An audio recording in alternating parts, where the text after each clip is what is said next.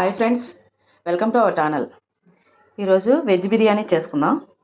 Veg biryani అంటే కాయగూరలతో, ఎప్పుడైనా ఇంట్లో కాయగూరలు ఎక్కువ లేకపోతే, కూరలతో తినడానికి ఇష్టపడకపోతే అదే కాయగూరలతో బిర్యానీలాగా పోపు పెట్టుకొని తినడానికి బాగుంటుంది. కాబట్టి ఈరోజు అదే చేశాను. దీనికి ఏంటంటే గ్రీన్ పీస్, బంగాళదుంప, క్యారెట్, అల్లం వెల్లుల్లి పేస్ట్ ఇంట్లో తయారు చేసుకున్నది, ఉల్లిపాయ ముక్కలు, పచ్చిమిర్చి, పోపులకి మసాలా దినుసులు, జీడిపప్పు. ఇప్పుడు ఏం చేయాలంటే పాను పొయ్యి మీద పెట్టి కొద్దిగా నెయ్యి, ఆయిల్ వేసాను. బాగా మరిగిపోయింది. దీంట్లో ఫస్ట్ ఇవి వేయాలి.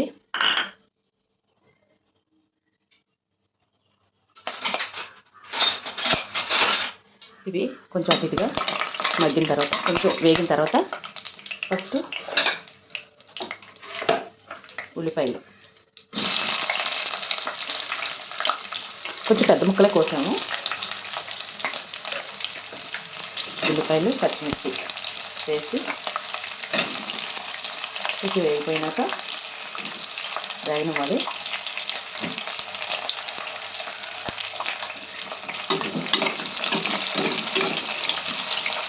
కొంచెం వేగిన తర్వాత చూసారా, ఉల్లిపాయలు కొద్దిగా బ్రౌన్ కలర్లో వచ్చాయి. ఇప్పుడు దీంట్లో వెజిటబుల్ అంటే బంగాళదుంపలు, గ్రీన్ పీస్,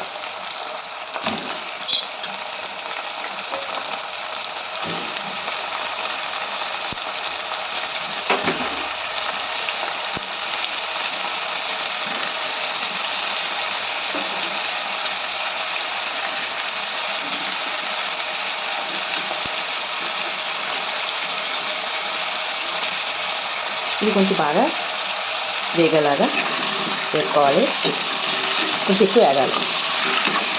అంటే ముక్క రైస్లో విడిపోదన్నమాట ఎక్కువ వేగటం వల్ల.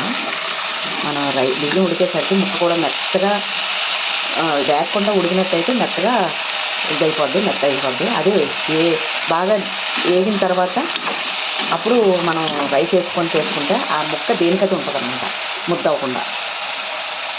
అలాగే క్యారెట్ బాగా కట్ చేసుకొని ఉంచుకున్నాం కదా, ఇది కొంచెం వేసుకోవాలి.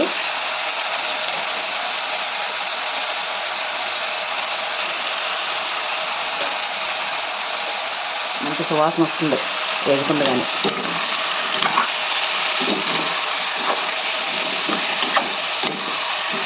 ఎందుకంటే కొద్దిగా నెయ్యి వేసాం కదా, మంచి సువాసన, స్మెల్ బాగుంది. కొంచెం అలా వేగనివ్వాలి. చూసారా ఇది ఎలా వేగిందో. ఇప్పుడు దీంట్లో 2 టేబుల్ స్పూన్ల అల్లం వెల్లుల్లి పేస్ట్ వేసుకోవాలి. 2 వేసుకోవాలి, ఎందుకంటే నేను 2 గ్లాసులు బియ్యానికి, అంటే 2 పావులు, అరకిలోకి 2 టేబుల్ స్పూన్ల అల్లం వెల్లుల్లి పేస్ట్ వేసాను. ఇది కూడా కొంచెం వాసన మారేంత వరకు వేసుకోవాలి. కొంచెం పచ్చి వాసన లేకుండా మారేంత వరకు.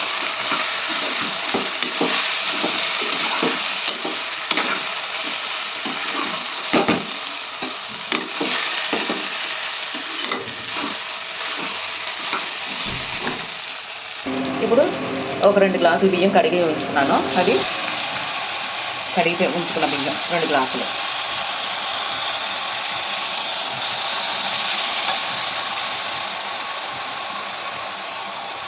దీనికి మనం దేంతో ఏ గ్లాసుతో అయితే రైస్ తీసుకున్నాం దాంతో 4 గ్లాసులు నీళ్ళు. 4 అంటే 4 ఫుల్గా వేయకూడదు.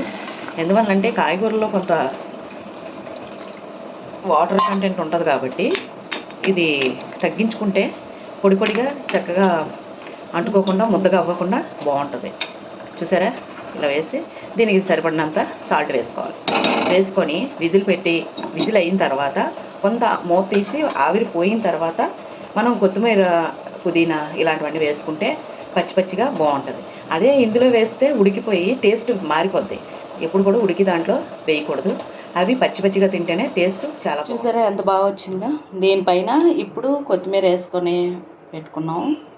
చక్కగా పొడి పొడిగా డ్రైగా వచ్చింది. ఈ వీడియో చూసి లైక్ చేయండి, షేర్ చేయండి, సబ్స్క్రైబ్ చేసుకోండి. గంట కూడా కొట్టడం మర్చిపోవద్దు. మరిన్ని వీడియోల కోసం సబ్స్క్రైబ్ చేయండి. Thank you. పెద్దది వీడియో తీస్తున్నా.